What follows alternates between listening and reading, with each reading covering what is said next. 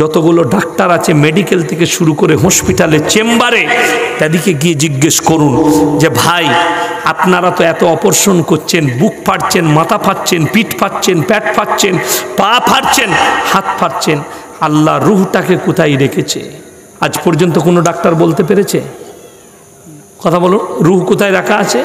না, আর কিয়ামত পর্যন্ত পারবে না। আমার নবী বিশ্ব নবী আল্লাহকে বললেন ইয়াসআলুনাকা আনির রূহ, ওগো আল্লাহ রূহটা কি? আমার আল্লাহ বললেন কুলির রূহু মিন আমরি, রূহ হচ্ছে আমার আল্লাহর হুকুম। মৃত্যুর জন্য আমার কাছে শুধু বাহানার প্রয়োজন আছে। আঙ্গুলে ক্যান্সার মানুষ মারা গেছে, ব্রেনে টিউমার মানুষ মারা গেছে, পায়ের আঙ্গুলে ক্যান্সার মানুষ মারা গেছে, আমার জন্য শুধু বাহানা লাগবে। আমি আল্লাহ বাহানাতে মৃত্যু দান করি। তার জন্যই আল্লাহ বলেছেন লাআল্লাকুম তাত্তাকুন, তোমরা তাকওয়া অর্জন করো আমার ওপরে, আমার নবীর ওপরে, আর নবীজির আদর্শের ওপরে। আল্লাযী জাআলা লাকুমুল আরদা ফিরাশান ওয়াস সামাআ বিনাআ ওয়া আনজালা মিনাস সামাই মান ফাখরাজা বিহি মিনাত তামারাতি রিজকান লাকুম ফালা তাজালু লিল্লাহি আনদাদা ওয়া আনতুম তা'লামুন। হে আমার বিশ্ব নবী, পৃথিবীর মানুষকে বলো আল্লাযী জাআলা লাকুমুল আরদা ফিরাশান ওয়াস সামাআ বিনাআ, আমি আসমানকে করেছি তোমাদের জন্য ছাদ, আর জমিনকে করেছি বিছানা। ওয়া আনজালা মিনাস সামাই মান ফাখরাজা বিহি মিনাত তামারাতি রিজকান লাকুম, আর আমি আসমান থেকে বৃষ্টি বর্ষণ করি, যার দ্বারা তোমরা ধান, শস্য, গম, আলু ইত্যাদি উৎপন্ন করো, আর রিজকের ব্যবস্থা আমি আল্লাহ করি। তাই তোমরা আল্লাহর সঙ্গে কেউ কি শরীক করো না, আল্লাহর আসনে কেউ কি বসিও না। অপর জায়গায় আল্লাহ বললেন যুয়িনা লিন্নাসি হুব্বুশ শাহাওয়াতি মিনান নিসাই ওয়াল বানিনা ওয়াল কনাতিরিল মুকান্তারাতি মিনাদ যাহাবি ওয়াল ফিদ্দা ওয়াল খাইলিল মুসাওয়ামা ওয়াল আনআম ওয়াল হারজ যালিকা মাতাউল হায়াতিদ দুনিয়া ওয়াল্লাহু ইনদাহু হুসনুল মাআব। যুয়িনা লিন্নাসি হুব্বুশ শাহাওয়াতি মিনান নিসাই ওয়াল বানিন ওয়াল কনাতিরিল মুকান্তারা, হে আমার নবী বলো এই দুনিয়াটার যত কিছু দিয়েছি আমি আমার বান্দার বিলাসিতার জন্য, এক নম্বরই সবথেকে বড় জিনিস দিয়েছি, সেটা হচ্ছে তোমাদের বিবি নারী। সবথেকে দামি জিনিস পৃথিবীতে আমাদের জীবনে টাকা সম্পদ নয়, আল্লাহ ভোগ বিলাসার জন্যে সব থেকে সুন্দর আর দামি জিনিস দিয়েছে, সেটা হচ্ছে নারী, বিবি। কারোর বউ যদি রেগে পালিয়ে যায়, তুমি থাকো ঘরে, আমি আর থাকবো না, যদি বাপের ঘর পালিয়ে যায়, পুরুষরা কি বলে জিদ করে, চলে যা তুই, তারপরে দেখছি তোকে, চলে গেল। ঠিক 2 দিন 3 দিন গেল, যখন রেঁধে ভাত খেতে হবে, ভাত দিবার কেউ থাকবে না, বউকে টুক করে খালি মিসকল মারছে। বাবা এই মিসকল মারছো কেন? বললে রাগ করো না, চলে এসো। যাদের বিবি থাকতে বিবি মারা গেছে তাদেরকে জিজ্ঞেস করো বিবি আল্লাহর কত বড় নিয়ামত। রাত 4টায় ঢুকি আর 3টেই ঢুকি, বিবি উঠে আগে পায়ে তেল দিয়ে দেয়, পাটা টিপে দেয়, আমার ঘুম আসে, তারপরে আমার বিবি নিজে ঘুমায়। এটা হচ্ছে নিয়ামত। রাতের বেলায় পেশাব লাগলে বিবি ছুটে আসবে পানি নিয়ে। যাদের বিবি মারা গেছে জিজ্ঞেস করো, আল্লাহর তরফ থেকে দিয়া নিয়ামত। আল্লাহ কোরআনে বললেন আমি দিয়েছি নিসাই ওয়াল মুকান্তারিত তারাতি মিনাদ যাহাব ওয়াল ফিদ্দা ওয়াল খাইলিল মুসাওয়ামা, আর আমি তোমাদিকে দিয়েছি সন্তান সন্ততি, বিবি বাল বাচ্চা, ছেলে মেয়ে আমি দান করেছি, যেগুলো দেখে তোমরা ऐश করবে, মন ভরাবে। আর রাশি রাশি সোনা আর রূপো দিয়েছি, আর তোমাদের পালিত ঘোড়া সফরের জন্যে, সফরের সঙ্গে হিসাবে ঘোড়া দিয়েছি, যেটার উপরে চেপে তোমরা সাওয়ারি করবে। আর তোমাদের জন্যে এই দুনিয়ার থেকে ভালো জায়গা রাখা আছে। কোথায়? পরকালে। والشهوات من النساء والبنين والقناطير المقنطرة من الذهب والفضة والخيل المسومة والأنعام والحرث ذلك متاع الحياة الدنيا والله عنده حسن المآب قل أنبئكم بخير من ذلكم للذين اتقوا عند ربهم لهم جنات تجري من تحتها الأنهار خالدين فيها أبدا خالدين فيها وأزواج مطهرة ورضوان من الله والله بصير بالعباد হে আমার নবী বলো এই দুনিয়ার থেকেও সুন্দর জায়গা রেখেছি সেটার নাম হচ্ছে জান্নাত জান্নাতটা এমন একটা জায়গা আল্লাহর কসম পাক পবিত্র জান্নাতে জান্নাতে সকলে কে কে হাত তুলেন জান্নাতে কে কে নামাজ পড়বেন হাত তুলেন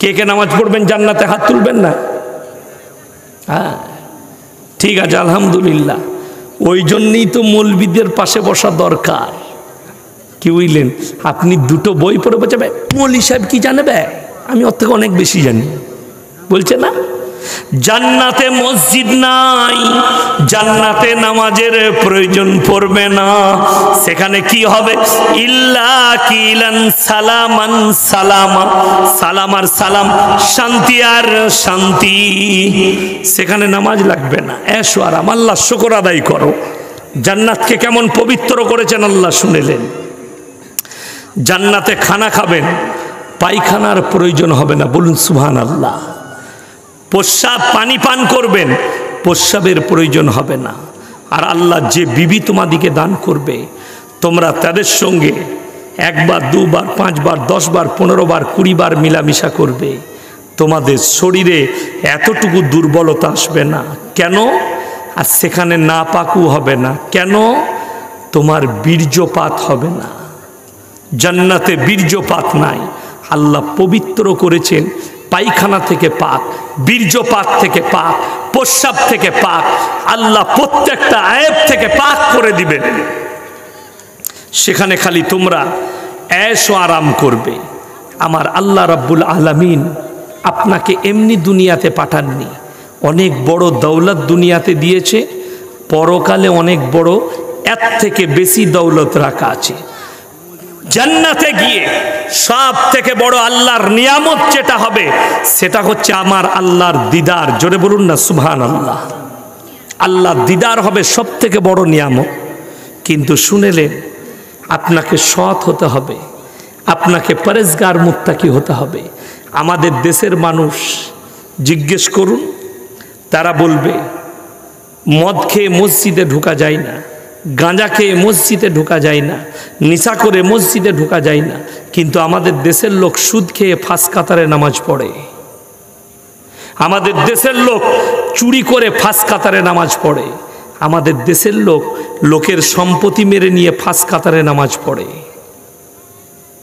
ফাঁস কাতারে নামাজ পড়ছে সকালবেলায় উঠে বাড়িতে এসে বলছে মা তোমাকে মহব্বত করি মায়ের শরীর খারাপ মালদা ডাক্তারখানা নিয়ে যাব দিয়ে লুকিয়ে নিয়ে গিয়ে জমিগুলো লিখে নিয়ে পালিয়ে এলো আপনি বলছেন জান্নাতে যাব যে সমস্ত যুবকরা মনে করছেন দুদিন নামাজ পড়ে জান্নাতে যাব তাদেরকে বলি আমার আল্লাহ রাব্বুল আলামিন কোরআনে বলেছেন সাবিকুনা সাবিকুনা উলাইকাল মুকাররাবুন ফি জান্নাতিন নাঈম সুল্লাতুম মিনাল আউয়ালিন ওয়া কালিলুম মিনাল আখিরিন হে আমার নবী বলো তোমাদের মধ্যে থেকে অল্প সংখ্যক আর তোমাদের পূর্ববর্তীদের মধ্যে থেকে বেশি সংখ্যক লোক জান্নাতে যাবে কেন তারা নামাজ পড়েছে তাদের কোরআনটা অতটা শুদ্ধ ছিল না দোয়াটা ভালো জানতো না কিন্তু তাদের মধ্যে মিল মহব্বত ছিল সততা ছিল সত্যি কথা বলতো আগের যুগে মানুষ মিথ্যা কথা বলতে ভয় পেত গুনাহ হবে বলে আর এখন মানুষ সত্য কথা বলতে ভয় পায় জেল জরিমানা হবে বলে মানুষ কলার ধরবে বলে সত্য কথা বলতে ভয় পায় ওই জন্য এখন মিথ্যার প্রশ্রয় বেশি নিচ্ছে মানুষ আমাদের সমাজের লোক মনে করে মিথ্যা কথা না বললে ব্যবসায় বরকত হবে না আমাদের সমাজের লোক মনে করে সত্য কথা বললে আপনারা মনে করছেন মিথ্যা কথা বলা গুনাহ না? গুনাহ নয় বাবা, গুনাহ। কিন্তু এখন শতকরা 90টা লোক মিথ্যা কথা বলে, নামাজ পড়ে মিথ্যা কথা বলে, রোজা রাখে মিথ্যা কথা বলে। যদি বলেন প্রমাণ দেন, তার প্রমাণ মোবাইলটা। হ্যালো, কোথায় আছো তুমি? টাকা পায় একজন, আমি বাড়িতে নেই তো, কলকাতা চলে এসেছি, কিন্তু ঘরেই শুয়ে আছি। ঠিক বলছি না? হ্যালো, কোথায় আছো গো তুমি? এই তো একটু গাজল এসেছিলাম, আছে মালদায়। ঠিক বলছি না ভুল বলছি বলুন? আপনি পদে পদে মিথ্যা কথা বলছেন, আর মিথ্যা কথা বলা গুনাহ, বড় গুনাহ, বড় পাপ। সত্য কথা বলেন না, নিয়ত করেলেন সত্য কথা বলবেন। যারা আলু পেঁয়াজের ব্যবসা করেন, ওজনদারি নিয়ে ব্যবসা করেন, 1 গ্রাম আপনি মাল বেশি দিবেন, কিন্তু 1 গ্রাম কম দিবেন না। আপনি যদি 1 গ্রাম মাল কম দেন, আপনার নেকি কাটা যাবে কিয়ামতের দিনে। আমাদের সমাজের লোকের একটু কিছু লোক আছে যাদের চরিত্র বলে দিই। বাজারে গেছে, বাজারে গিয়ে ইমাম সাহেবের সাথে দেখা, না হলে অন্য কারোর সঙ্গে দেখা, গ্রামের মানুষ, ভাই 200 টাকা দে তো, গ্রামে গিয়ে দিচ্ছি। দিল, বাজার করলো, চলে এলো, বলে জোহরের পরে নিয়ে নিবি। জোহর হয়ে গেল, আসর হয়ে গেল, মাগরিব হয়ে গেল, এসা চলে গেল, 1 দিন গেল, 2 দিন গেল, 3 দিন গেল, 4 দিন গেল, পয়সা আর দেয় না। সে দেখলে একবার চাই দেখি ও ভুলে যেতে পারে, বলে ভাই সে বাজারে 200 টাকা নিলি, সেটা দিবি না? ওটা দিয়ে দেবো, কালকে নিয়ে নিস। আবার 1 সপ্তাহ মাল দেয়ই না। এরকম লোক আছে না? না দে, যখন চাইলো না, সে মনে মনে করলো বাহ আমি বেঁচে গেলাম। কসম করে বলছি তুমি ফেরে পড়ে যাবে কিয়ামতের দিনে। এর বদলা লাগবে আপনাকে যদি সেই বান্দা ক্ষমা না করে। আমাদের দেশে জানাজার নামাজ হলে দেখবেন, নামাজের আগে এলান করে, বেটা হোক সন্তান হোক যে হোক, দাঁড়িয়ে বলে কি, আপনাদের দেশে বলে না যে আমার বাপ যদি ঋণ করে থাকে আমাকে বলবেন, আমি পরিশোধ করব, বলে না? বলে না? বলে। এতগুলো জোরে নেন, 100, 200, 500, 700, যে লক্ষটাই হোক, আপনি ওয়াদা করলেন সকলের সামনে যে আমার বাপ যদি কোনো ঋণ করে থাকে আমি পরিশোধ করব। হয়ে গেল, জানাজা হয়ে গেল, মাটি হয়ে গেল, 1 মাস কেটে গেল। 1 মাস পরে যে দোকানে ধার খেত, দোকানদার এসে বললে, ভাই তোর আব্বা না আমার কাছে মাল নিত ধারে, 10,000 টাকা খাতায় বাকি আছে। বলছে কবরে গিয়ে বল কেনে, আমি কি জানি? ঠিক বলছি না ভুল বলছি? অনেক লোক আছে, ওই টাকাটা যদি পরিশোধ না করো, তুমি ওয়াদা করেছো জানাজার ময়দানে বাপের বোঝাটা মাথায় নিয়েছো, তোমার বাপ আর অপরাধী থাকবে না, তুমি অপরাধী হবে। ওই বোঝাটা তোমার, যেহেতু এতগুলো লোককে সাক্ষী রেখে বোঝাটা মাথায় চাপিয়েছো তুমি। আর তা না হলে বলতে হবে আসসালামু আলাইকুম, আমার বাপ যদি ঋণ করে থাকে আমি অক্ষম, আমি দিতে পারলাম না, আপনারা আমার বাপকে মন থেকে ক্ষমা করুন। আর মুমিনদের একটা বড় গুণাবলী হচ্ছে একে অপরকে ক্ষমা করা। জোরে বলুন সুবহানাল্লাহ। ক্ষমা করা। আপনি যদি ক্ষমা করতে না পারেন, আপনি মুমিন হতে পারলেন না। ভাই ভাইকে ক্ষমা করুন, মা বেটাকে ক্ষমা করুন, বেটা মাকে ক্ষমা করুন, একে অপরকে ক্ষমা করুন, মহাব্বতের সঙ্গে জীবনযাপন করুন। আল্লাহর কসম করে বলছি, বিসমিল্লাহ, সরল জিন্দেগি গুজার করুন। নামাজ, রোজা, হজ ফরজ হলে হজ করুন, জাকাত ফরজ হলে জাকাত দেন। সাদা সিধে জিন্দেগি, সুবহানাল্লাহ, আলহামদুলিল্লাহ, লা ইলাহা ইল্লাল্লাহ। মনের মধ্যে প্যাঁচ রাখবেন না, মনকে পরিষ্কার করুন, কোরআনের তেলাওয়াত করুন, কোরআনকে পড়তে শিখুন, একে অপরের উপকার করতে শিখুন। ইসলাম শিখিয়েছে। আমার নবী, বিশ্ব নবীর হাদিস, তোমরা ততক্ষণ পর্যন্ত মুমিন হতে পারবে না যতক্ষণ পর্যন্ত তোমার কাছ থেকে তোমার প্রতিবেশী সুরক্ষিত নয়। আপনার ভাই, আপনার প্রতিবেশী যদি সুরক্ষা না পায়, আপনি মুমিন হতে পারবেন না। আপনি মুমিন তখন প্রতিবেশীকে সুরক্ষা পেতে হবে। আপনার ভাইয়ের সঙ্গে ভালো ব্যবহার, মায়ের সঙ্গে ভালো ব্যবহার, প্রতিবেশীর সঙ্গে ভালো ব্যবহার, ইমামের সঙ্গে ভালো ব্যবহার, গ্রামের সকল পুরুষদের সঙ্গে ভালো ব্যবহার। আর আমি বলে যাব আপনাদিকে, যাদের সন্তান আছে ছেলে হোক কিংবা মেয়ে হোক, তাদেরকে সুশিক্ষা দিবেন, কখনো কুশিক্ষা দিবেন না। বলুন ইনশাআল্লাহ। কেন? যদি কুশিক্ষা দেন, একটা ছেলে যদি খারাপ জায়গায় উঠা বসা করে 1 মাস পরে সে খারাপ হবে। যদি বিড়িখোরদের সাথে বসে বিড়ি খাবে, মাতালদের সাথে বসলে মাতাল হবে, গাঁজাখোরদের সাথে বসলে গাঁজা খাবে, লটারিওয়ালাদের সাথে বসলে লটারি খেলবে, জো খেলাওয়ালাদের সাথে বসলে জো খেলবে। আর আপনার ছেলে যদি মৌলবীর পাশে বসে, নামাজিদের পাশে বসে, ভালো লোকের পাশে বসে, সেই ছেলেটাও কি হবে? কথা বলুন, ভালো হবে। গুদা বাংলায় আছে, সঙ্গ দোষে লোহা ভাসে। আমাদের দেশের মানুষ আমরা চালচলন ঠিক করতে পারি না। আপনাকে বলে দিই, ইসলাম এত সুন্দর।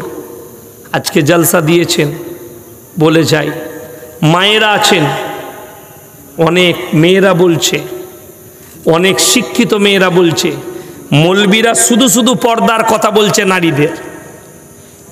আমি ফেসবুকে দেখলাম একটা মুসলমানদের মেয়ে লিখেছে যে মেয়েদেরও উচিত নিজের পায়ে দাঁড়ানো। বুঝতে পেরেছেন না পারেননি? কিসের? নিজের পায়ে দাঁড়ানো। মেয়েদেরও উচিত নিজের পায়ে দাঁড়ানো। যতগুলো মেয়ে নিজের পায়ে দাঁড়াতে গেছে, ইজ্জত বিলীন করে পায়ে দাঁড়াতে হয়েছে। বুঝতে পেরেছেন না পারেননি? আপনি যদি বলেন আমার বিবি চাকরি করতে যায় স্কুলে, হিজাব পড়ে যায়, তোমাকে কে বলল হিজাবটা পর্দা? হিজাব পর্দা নয়। হিজাবের দ্বারা ইজ্জত ঢাকা হয়, পর্দা করা হয় না। পর্দা হচ্ছে কোরআনে যেটা আছে, ওয়াদরিব খুমুরিহিন্না আলা জুনুবিহিন, হে নারীরা তোমরা নিজেদের শরীরকে ঢেকে নাও, পর পুরুষের কাছ থেকে তোমরা কোনোদিন ধর্ষিতা হবে না। আপনি আপনার মেয়েকে স্কুলে পাঠাচ্ছেন, পাঠান, কলেজে পাঠাচ্ছেন, পাঠান, আপনার স্ত্রী চাকরি করুক। পার্সোনাল যদি আমার কাছে ফতোয়া নেন, আমি অন্য মৌলবীর কথা বলতে পারবো না, যদি আমার কাছে নেন, আমি চ্যালেঞ্জ ছুড়ে বলতে পারি যে কখনো যে স্কুলে পুরুষরা আছে সেই স্কুলে আপনার বিবির চাকরি করা হারাম। যে স্কুলে ছেলে মেয়ে একসাথে পড়ে সেই স্কুলে একটা বালিগা মেয়ের পড়া হারাম।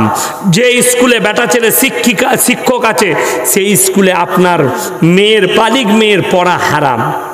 আমাদের মৌলবীরা আমরা ফতোয়া দিতে পারছি না, ওটা আমাদের ব্যক্তিগত ব্যাপার, আমরা বলতে পারছি না। আমি হক কথা বলে গেলাম। কোরআনে আছে তোমার বিবিকে তোমরা লুকিয়ে দাও, তোমার বিবিদিকে পর্দায় নিয়ে এসো। আমার বিবি আমার অর্ধাঙ্গিনী, তাকে কে দেখতে পাবে? হযরতে মা আয়েশা সিদ্দিকা রাদিয়াল্লাহু তাআলা আনহা, আল্লাহর নবীর বিবি, আল্লাহর নবীর বিটি, তাদের জীবনীটা পড়ে দেখুন। একজন বলছে মেয়েরা শিক্ষা অর্জন করবে না, অবশ্যই করবে। আমি আপনাদেরকে বলতে চাই, একটা হাদিস থেকে দলিল দিবেন যে হযরতে মা আয়েশা সিদ্দিকা রাদিয়াল্লাহু তাআলা আনহা 40,000 হাদিস বর্ণনাকারী, 40,000 হাদিসের বর্ণনাকারী। কোন কলেজে পড়েছিল, কোন মাদ্রাসায় পড়েছিল, কোন ইউনিভার্সিটিতে পড়েছিল, কোনো জায়গায় নয়। নবীজি তাকে শিক্ষা দিয়েছিলেন। জোরে বলুন না সুবহানাল্লাহ। তুমি স্বামী হয়ে যদি তোমার স্ত্রীকে নামাজের দাওয়াত না দিতে পারো, তুমি কিসের মুসলমান?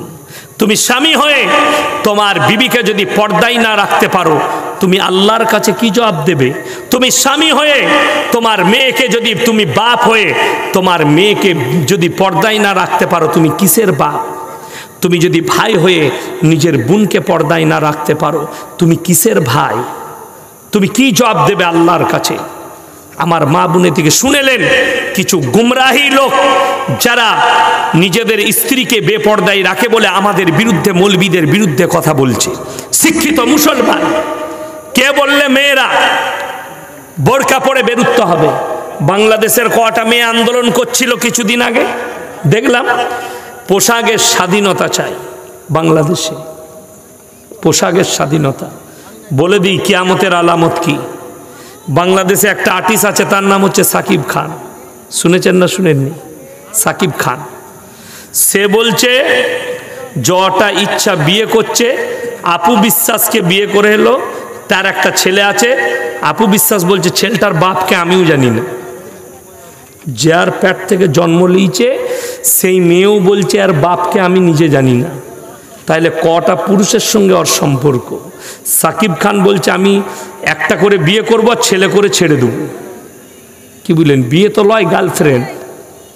আর বাংলাদেশে হাজার হাজার আলেমকে জেলের কুঠরিতে ভরে রেখে দেওয়া হয়েছে।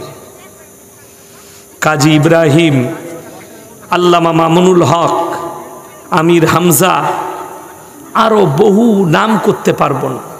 কেউ কি দেশ ছাড়া করেছে? কিসের জন্যে? মামুনুল হকের জন্যে। যেটা আমি দেখলাম যে স্ত্রীকে নিয়ে কোনো জায়গায় প্রোগ্রামে গিয়েছিল, একটা হোটেলে ছিল, পুলিশে এসে বলছে তোমার কাবিলনামা দেখাও, বিয়ে করেছো এটা তোমার স্ত্রী, তার দলিল দেখাও।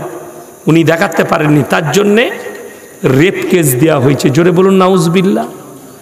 নিজের বিবির। এখানে আমাদের দেশে অনেক লোক আছে যাদের বিয়ের কোনো দলিলই নাই। ঠিক বলছি না? দলিলই নাই। এখন তো রেজিস্ট্রারিটা উঠেছে সরকারি, ঠিক বলছি না? এখন কদিন, কিন্তু আগে ছিলই না।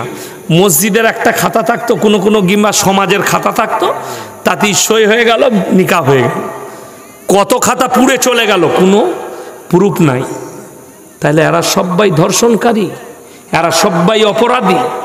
আমার ভাই, আল্লাহ হেফাজত করুন।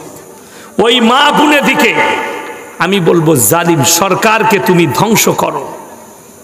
অথচ যারা প্রকাশ্যে ব্যভিচারের কথা বলছে তাদের নামে অ্যারেস্ট ওয়ারেন্ট জারি হয়নি। আমাদের দেশে তো ওই জন্যে অনেক মেয়ে ব্যভিচারের দিকে চলে যাচ্ছে। ফেসবুকে ভালো ভালো মেয়ে হিজাব পরে এসে হাদিস শোনাচ্ছে, আর আপনারা মনে মনে করছেন আহা হা মেয়েটা কত পরেশগার, ওই মেয়েটা জাহান্নামী মেয়ে। যদিও সে হাদিসের কথা শোনাবে, ভালো কথা বলবে। কিয়ামতের আলামত কিছু এমন জিনিস আসবে, সাধারণ লোক ইলেম কালাম থাকবে না, একটা ভালো কথা বলে দিলে মানুষ সেটাকে হাদিস মনে করে গ্রহণ করবে। বাংলাদেশে পাবেন সাধারণ ছেলে বয়ান করছে, হাদিস কুরআনের কথা বলে দিচ্ছে, অথচ সেটা হাদিস নয়, একটা বানিয়ে কথা বলছে, ভবিষ্যৎবাণী বলে দিচ্ছে। মানুষ সেগুলোকে মেনে নিচ্ছে। এগুলো কিয়ামতের আলামত। আর একটা বড় আলামত, এমন একটা দিন আসবে তোমাদের সামনে, নবীজি বললেন ছোট লোক চামার অমানুষরা বিচার করবে, ভদ্রলোকরা বসে থাকবে। কিয়ামতের আলামত এটা। আপনার আমার দোরগোড়ায় হাজির, কিয়ামতের আলামত আমার দোরগোড়ায় হাজির হয়ে বসে আছে। আপনি অবাক হয়ে যাবেন, আপনি কিভাবে সমাজে বসবাস করছেন। আপনার মুখে দাড়ি নেই, আপনি বলছেন আমি মুসলমান। আপনার সুন্নত নেই, আপনি চুল কালো করেন, আপনি দাড়ি কালো করেন, আপনি দাড়িতে হিজাব লাগান, আর বলছেন মুসলমান। আমার ভাই, যারা দাড়ি রাখতে পারেনি, আজকে জানেন এই 100টা মুসলমানের মধ্যে 80 জন দাড়ি চাচা মান। ঠিক বলছি না ভুল বলছি? 80 জন দাড়ি চাচা। ওই জন্যে আমরা যারা দাড়ি রেখেছি, আমাদের থেকে বয়সে, আমার বাপের বয়সী লোক আমাকে একদিন হাটে বলছে চাচা আলুটা ভালো হবে লাও। সে কিন্তু আমার বাপের বয়সী লোক, আমাকে বলছে চাচা আলুটা ভালো হবে লাও। তাকে আমি বললাম যে তোর মাকে বলবি বাপের সাথে দেখা হলো হাটেতে, তোর মাকে বলবি বাপের সাথে দেখা হলো হাটে। দেশে বলছে আমি ভুল বলে ফেললাম। আমি বললাম চরম অপরাধমূলক কথা বলেছ। তোমার সাধু বাবাকে কি বলো, চাচা বলে ডাকো না সাধু বাবা? বলে সাধু বাবা বলি। আমরা তো আমাকে মৌলী সাহেব বলতে পারছো না। বুঝতে পেরেছেন না পারেন না কথাটা? দোষটা কিন্তু তার নয়, দোষটা আমাদের কওমের লোকের। 100টা মুসলমান যদি 100 জনই দাড়ি রাখতো, এদের বাপের হিম্মত হতো না চাচা বলে ডাকি। কিন্তু শুধু তাই নয়, আজকে প্রমাণ দেব, ভারতে আপনি মোদিকে বলছেন, গালি দিচ্ছেন, মোদি মুসলিম বিদ্বেষী, যোগী মুসলিম বিদ্বেষী। যোগী আর মোদি হচ্ছে আল্লাহর রহমত আপনাদের জন্যে। আমার নবী, বিশ্ব নবীর হাদিস কোরআনে আছে, যখন মুসলমান দিন থেকে ইমান থেকে সরে যাবে, আমি তাদের উপরে জালিম বাদশা পাঠিয়ে দেবো, দিয়ে অত্যাচার করাবো। আপনি যোগীকে গালি দিচ্ছেন, একটা পুলিশ অফিসারের দাড়ি চেঁচেছে উত্তরপ্রদেশে, বলে দাড়ি কেটে এসো, না হলে তোমাকে জয়েনিং করতে দেওয়া হবে না, সাসপেন্ড করা হইল। তাকে ছুটিতে পাঠানো হয়েছিল। বেচারা বড় বড় দাড়ি রেখেছিল, মুসলমানদের ছেলে, থানার বড় বাবু, তাকে দাড়ি চেঁচে এসে অফিসে জয়েনিং করতে হয়েছে। কেন? এটার জন্য কি যোগী দায়ী? আমাদের দেশের মুসলমান যুবকরা ফেসবুক আর টুইটারে যোগীকে মুসলমানের দুশ্মন বলেছে। আমি জানতে চাই, যদি একজনের দাড়ি কেটে যোগীজি যদি মুসলমানের দুশ্মন হয়, 80% মুসলমান সেলুনে বসে দাড়ি চাচ্ছে, তারা কার দুশ্মন? আমি আপনাদের কাছে জানতে চাই। সকলে জানে দাড়ি রাখা সুন্নত, তারপরেও দাড়ি কাটছে। একটা হচ্ছে, কেউ যদি না জেনে পাপ করে, আল্লাহ ক্ষমা করবে না? করবে না বাবা, ক্ষমা করবে, বিসমিল্লাহ, আলহামদুলিল্লাহ। কেউ যদি না জেনে পাপ করে, কেউ শিরক করছে, তার মাথায় ঢুকেনি, যেদিনে আমাদের মতো মৌলবীর কথা তার মাথায় ঢুকে গিয়েছে, ইস্তেগফার করে ফিরে আসবে, আল্লাহ তাকে ক্ষমা করে দিবে, আমি বলে যাচ্ছি। কেন? সে অজান্তে করেছে। কিন্তু কেউ যদি জানার পরে জিদ করে করে, সেই গুনাহ কিন্তু আমার আল্লাহ ক্ষমা করবেন না। মদ খাওয়া পাপ, কে জানেন না? একজন হাত তুলে বলুন তো। সকলে জানে। বিড়ি খাওয়া পাপ, কে জানেন না? হাত তুলে বলুন তো। সকলে জানে। সকলে জানে এটা পাপ কাজ, তারপরও করলে তার নাম কি হবে? জ্ঞান পাপী। তার নাম কি বাবা? জ্ঞান পাপী।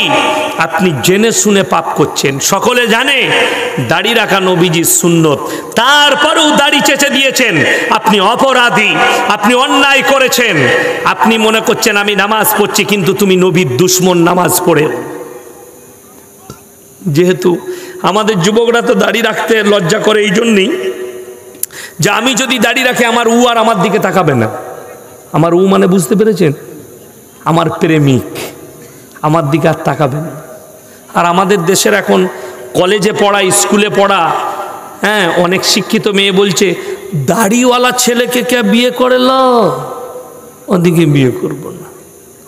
দাড়ি চাচা হতে হবে, মেলা ঘুরতে নিয়ে যাবে, রাস্তায় ঘুরে বেড়াবে।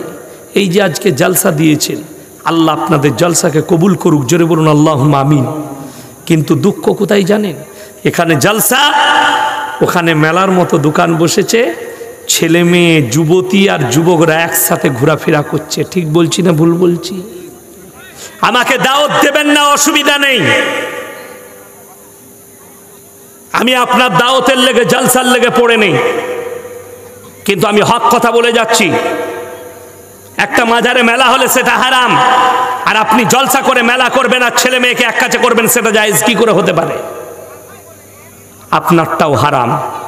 মেলা এই জন্যে হারাম, ছেলে মেয়ে যদি পর পুরুষ আর পর নারী যদি এক কাছে হয়, সেখানে তৃতীয় নম্বর যে হাজিরি দেয় তার নাম হচ্ছে শয়তান। শয়তান কি বলে? যুবক দিকে হেঁটে যাচ্ছে, দেবে চালিয়ে দেন, এরকম করে চালিয়ে দিয়ে পালিয়ে গেল। শয়তান বলে। কেন বলে? কোরআনে আছে, ইন্নাশ শাইতানা লিল ইনসানি আদুউম মুবিন। হে আমার নবী, শয়তান হচ্ছে মানুষের প্রকাশ্য দুশমন। শয়তান মানুষের প্রকাশ্য দুশমন। ওই জন্যে জলসা করবেন ঠিক আছে, জলসাতে মেলা বসতে দিবেন না। বড় কষ্ট লাগে আমার। আমি জানেন আজ পর্যন্ত, কি বুঝলেন, যেখানে ভিড়ভাট্টা থাকে, আমার গ্রামের বাজার, আমি সেখানে চা খেতে পর্যন্ত যাই না। বাজারে বেশি সময় কাটাই না। যদিও কেউ বলে চা খাও, দাঁড়িয়ে ফট করে চেয়ারে বসে চাটা খেয়েই পালিয়ে আসি আমি, জোর জবরদস্তি করলে। কেন? যতক্ষণ থাকবেন তত পাপ বেশি হবে। বাজারে সময় কম দেন, মসজিদে সময় বেশি দেন, আল্লাহর ঘরে। নিজের বিবির কাছে সময় দেন। ফজরের নামাজ পড়ে চায়ের দোকানে লোকের গিবত না করে বাড়িতে গিয়ে যদি বিবিকে যদি 2 কাপ চা করেন আর বিবিকে 1 কাপ দেন, কই গো নামাজ পড়া হলো, এই দেখো আমি 2 কাপ চা করেছি, ভালোবাসা বাড়বে, মহব্বত বাড়বে। ফজরের নামাজ পড়ি, মসজিদের বাইরে বসে বসে অমুকের বিটি পালিয়ে গেছে, অমুকের বিটি ধরা পড়েছে, অমুকের এই হয়েছে, তোর নামাজটা তো ওখানেই শেষ হয়ে গেল। বুঝতে পেরেছেন না পারেননি আমার কথা? কেউ যদি গীবত করে, চুগলি করে, সে নিজের মরা